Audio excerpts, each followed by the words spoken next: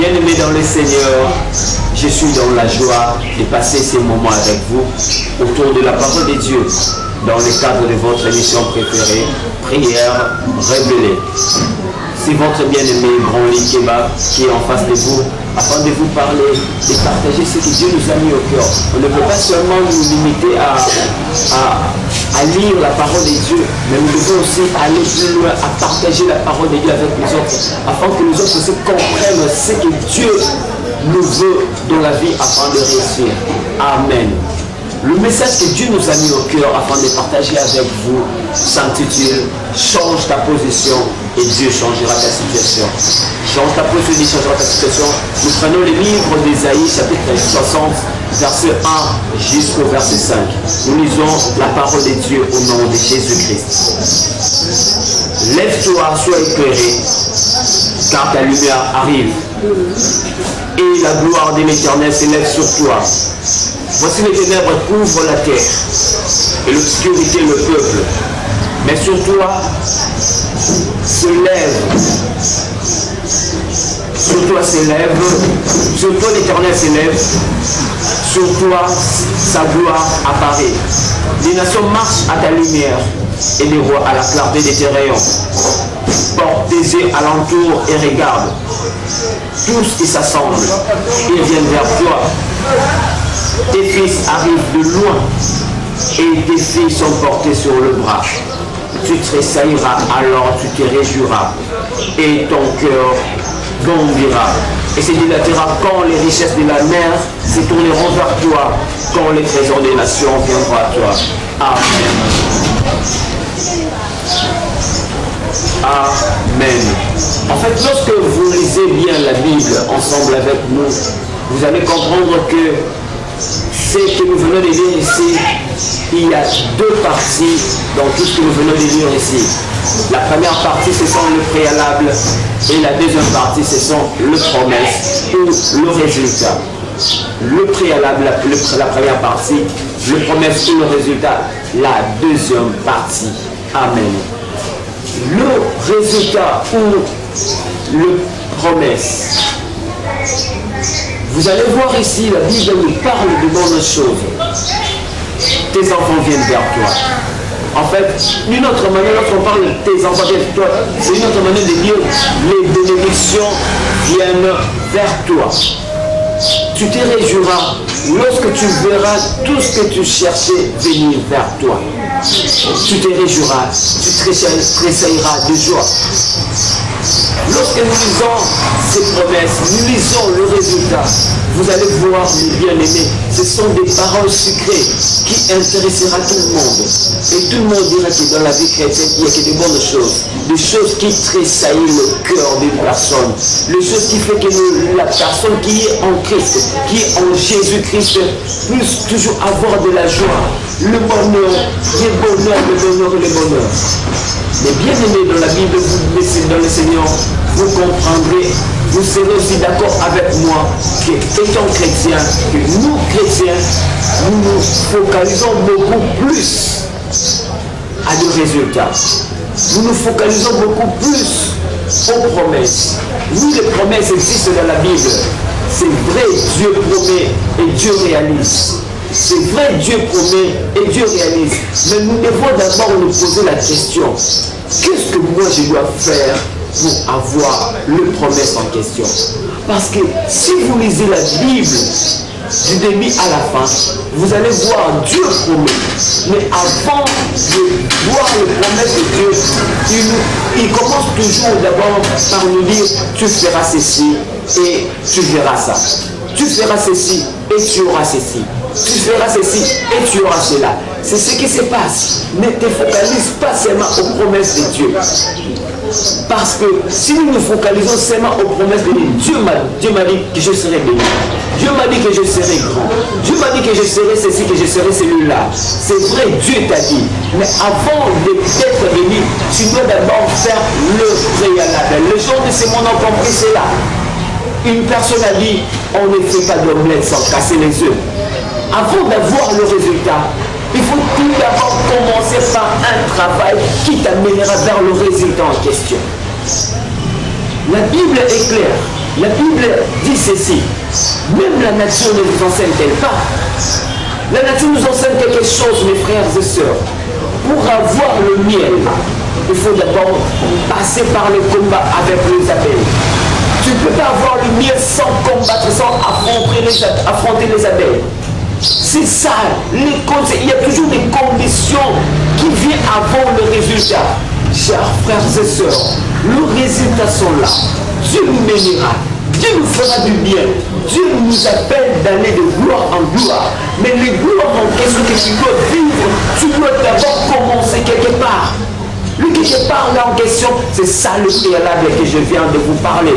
J'ai dit, la Bible nous a parlé ici, il y a le préalable, il y a aussi le résultat. Le préalable, c'est ce que toi tu dois d'abord faire. La science nous enseigne aussi quelque chose sur cela. Dans mathématiques, avant d'avoir le résultat, tu dois d'abord faire une opération. On peut dire 1 plus 1 égale à 2. Avant de prendre les deux en question, avant d'avoir ce résultat des deux, tu dois d'abord commencer par calculer 1 plus 1 égale 2. Si tu ne peux pas faire le calcul avec tes mains, tu le feras mentalement.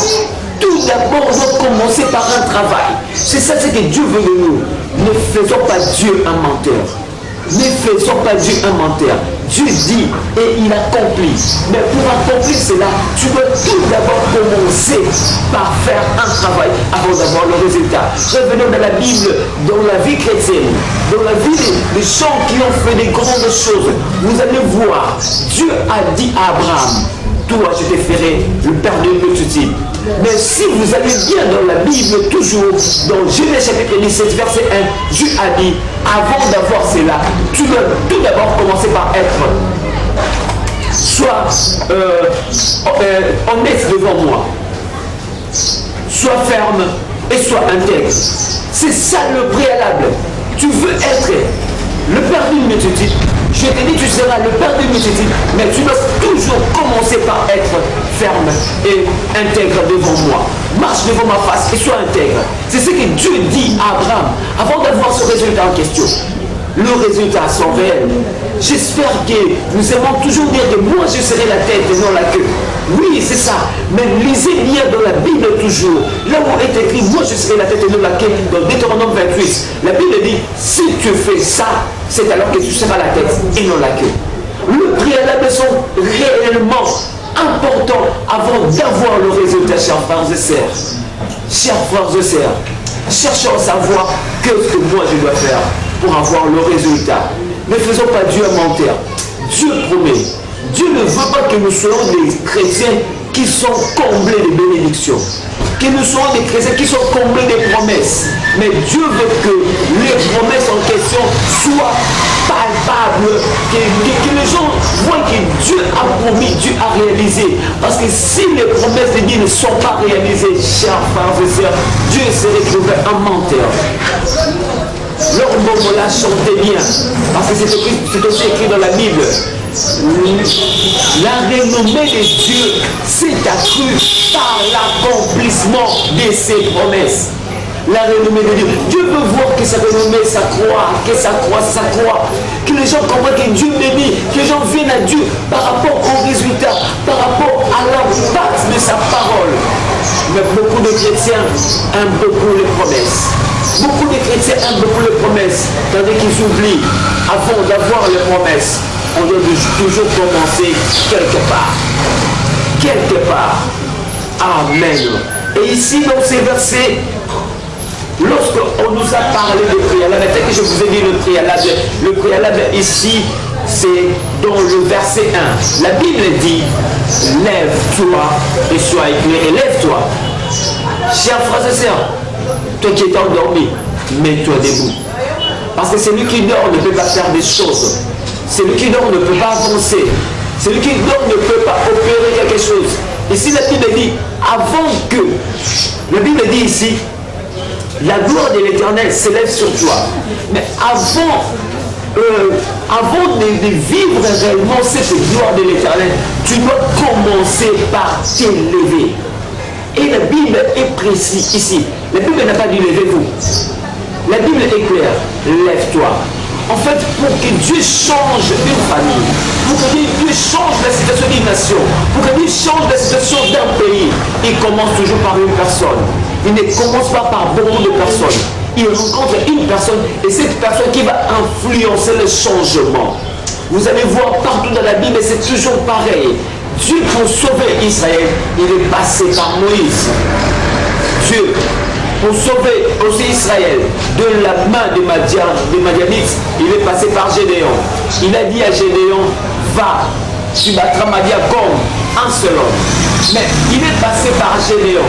Et Gédéon a cherché à avoir les collaborateurs de la mission afin de réaliser ce que Dieu l'a donné.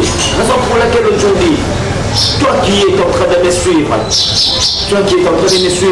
sachez une chose, c'est toi. C'est à toi que ce verset, c'est à toi que Dieu s'adresse. Lève-toi. Le ténèbre est rempli dans ta famille. Le ténèbre est rempli dans ta famille. Mais c'est toi. Mais c'est sur toi que la lumière de Dieu s'élève. C'est toi que l'Éternel a choisi pour changer la situation de ta famille.